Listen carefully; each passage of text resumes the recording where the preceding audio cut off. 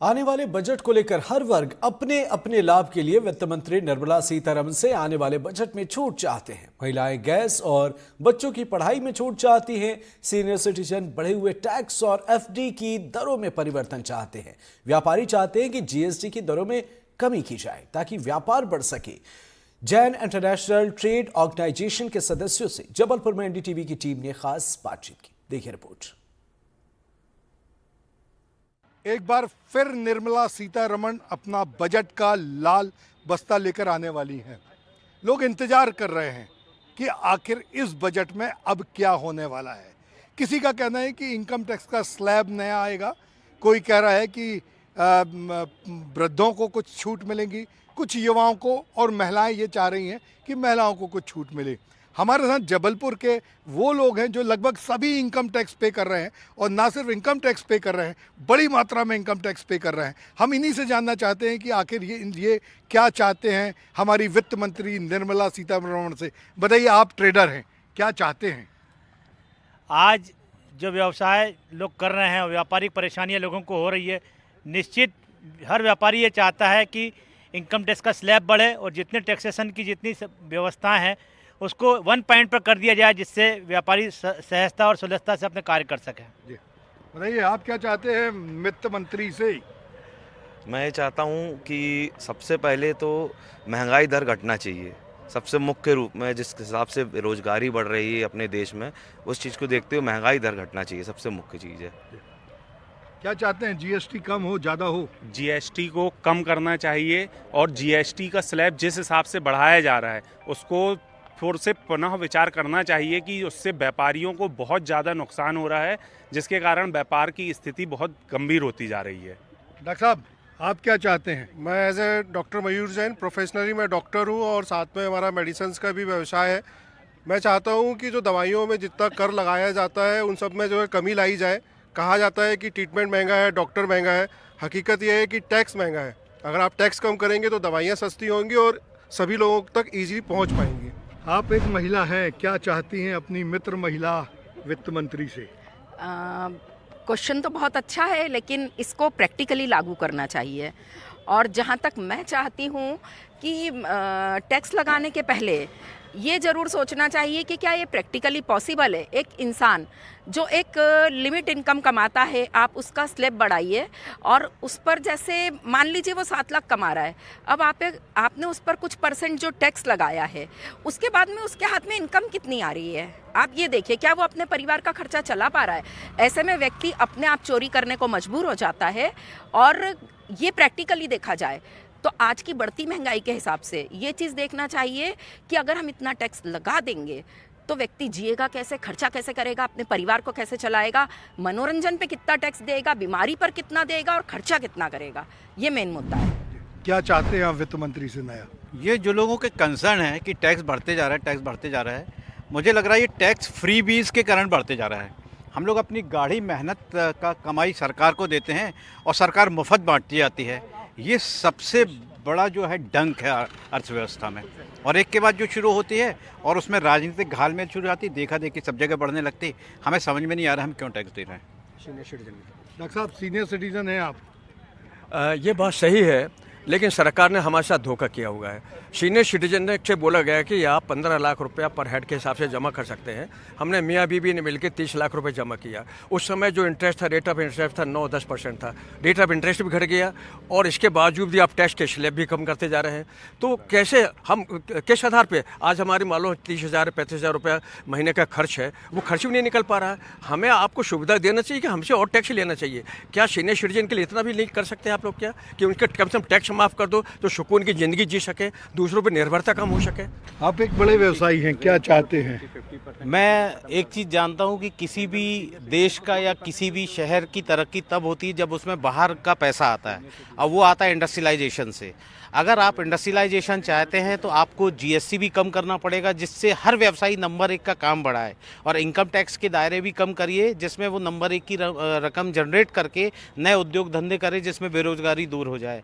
जैसा पूर्व वक्ताओं ने बोला कि ये सुविधाएं ये नहीं हो रही है, ये बिल्कुल सही बात है। आज इतना टैक्सेशन का बोझ है, सिंगल विंडो सेटलमेंट होना चाहिए कि सारी हमको कोई भी पावर चाहिए तो एक जगह जाए, जैसा आज गुजरात मॉडल होता जा रहा है उसको पूरे देश में लागू होना चाहिए, ऐसी मेरी मनोभावना है।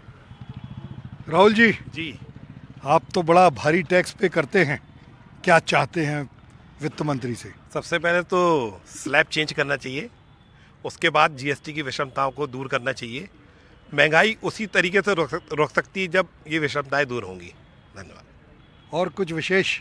चिकित्सा फ्री करना चाहिए। फ्री। एक नए टैक्स की बात चल रही है स्लैब की, कि 25% का कोई स्लैब आने वाला है, क्या सोचते हैं आप? 25% का तो स्लैब के बारे में अभी जानकारी नहीं है, बट आई वांट कि जो इंडिया में टैक्स सिस्टम जो इतना कॉम्प्लेक्स है वो थोड़ा सा स्मूथ होना चाहिए। कॉम्प्लेक्सिटी मतलब जो छोटा टैक्स पेयर है वो टैक्सेशन को लेके अवेयर नहीं है, छोटा बिजनेसमैन हो या छोटा टैक्स पेयर हो उसको टैक्सेशन के बारे में इतना पता नहीं है। तो बस डायरेक्ट इनडायरेक्ट टैक्सेशन में थोड़ी सी स्मूथनेस लानी चाहिए। एंड जो स्लैब बेसिक स्लैब रेट है जो टैक्स फ्री होना चाहिए वो 10 लाख तक टैक्स फ्री होना चाहिए। प्रवीण जी बताइए, क्या चाहते हैं? तौर पर सरकार ने जो टैक्स सिस्टम बना के रखा है ये व्यक्ति को चोर बनाने की प्रक्रिया बनाता है। इतने प्रकार का टैक्स लगाते हैं, हर आदमी चाहता है कहीं ना कहीं हम टैक्स बचाएं। सरकार को कई देशों में ऐसा सिस्टम है कि एक ही बार 25% या 30% टैक्स ले लिया जाता है, उसमें फिर मेडिकल, उसके एजुकेशन, बेसिक नीड्स की आवश्यकताएँ सब चीज़ें फ्री कर दी जाती हैं।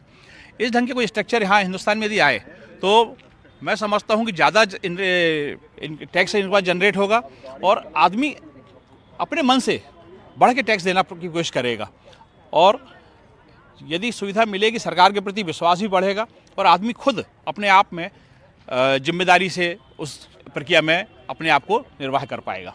ये आप बताइए, निर्मला सीतारमण जी अगला टैक्स लेके आने वाली हैं, बजट। एक महिला के नाते आप क्या चाहती हैं बजट में क्या होना चाहिए? महिला के नाते मुझे लगता है कि बजट में जो हम महिलाओं के लिए इम्पॉर्टेंट चीज़ें हैं, जैसे गैस, घर में जो हमें गैस सप्लाई होती है उसमें हमें प्रॉपर वो मिलना चाहिए। इसके अलावा बच्चों की एजुकेशन हमारे लिए बहुत बड़ा इम्पॉर्टेंट टॉपिक है, तो मुझे लगता है बच्चों की बुक्स, फीस स्लैब्स, इन सब में कुछ रिबेट मिलनी चाहिए। और मोस्टली तो मैं यही कहना चाहूँगी। इस तरह सभी लोग अपने अपने तरह से, व्यापारी ये चाह रहे हैं कि उन्हें व्यापार में छूट मिले, जीएसटी कम हो, स्लैब कम हो। ये सभी की इच्छा होती है कि जो अगला बजट आने वाला है, इस बजट में सबको कुछ ना कुछ निर्मला सीतारमण से मिले। ये बात अजब है कि देना कोई नहीं चाहता, लेना सब चाहते हैं। यदि आप देंगे नहीं तो हमारे देश का विकास कैसे होगा? कैसे पुल बनेंगी, कैसे सड़कें बनेंगी और कैसे इंफ्रास्ट्रक्चर डेवलपमेंट होगा? इसलिए देना और लेना बराबर होना चाहिए। वीरेंद्र शर्मा के साथ संजीव चौधरी, एनडीटीवी के लिए। बिलासपुर के जांजगीर महाविद्यालय में बजट को लेकर चर्चा हुई। एनडीटीवी संवाददाता ने लोगों से बातचीत की, सुनिए।